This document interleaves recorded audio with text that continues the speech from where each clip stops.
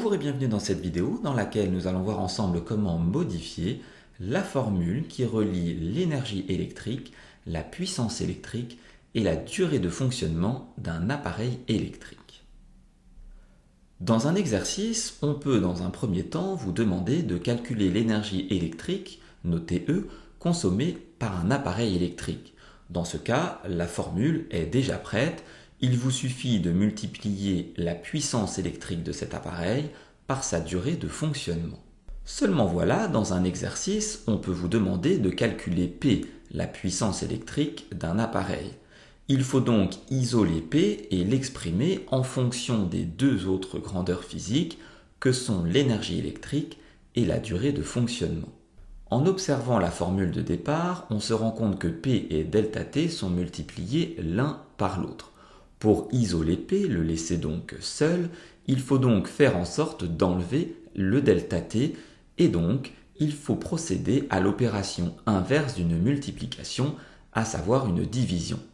On procède donc à une division par ΔT de part et d'autre du signe égal pour maintenir l'égalité.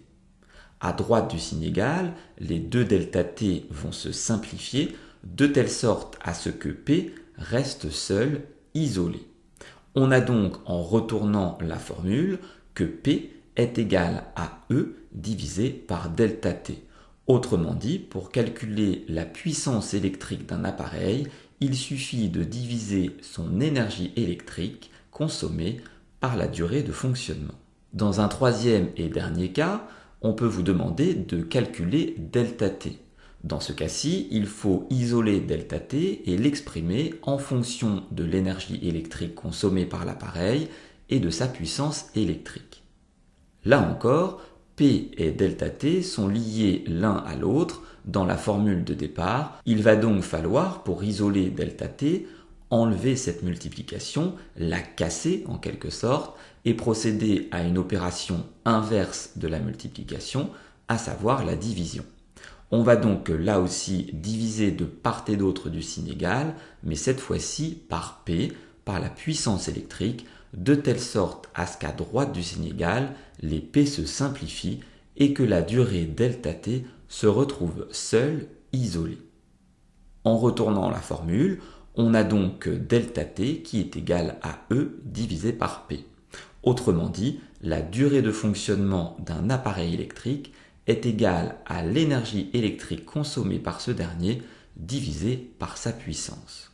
Ainsi, en fonction de ce que l'on vous demande de calculer dans un exercice, il faudra choisir et utiliser une des trois formules encadrées en rouge. Pour cela, il ne faut pas nécessairement apprendre les trois formules, mais bien apprendre uniquement la formule de base et savoir la modifier. Cette vidéo est maintenant terminée, j'espère qu'elle a été claire. N'hésitez pas à vous abonner à ma chaîne YouTube et je vous dis à très bientôt pour de nouvelles vidéos.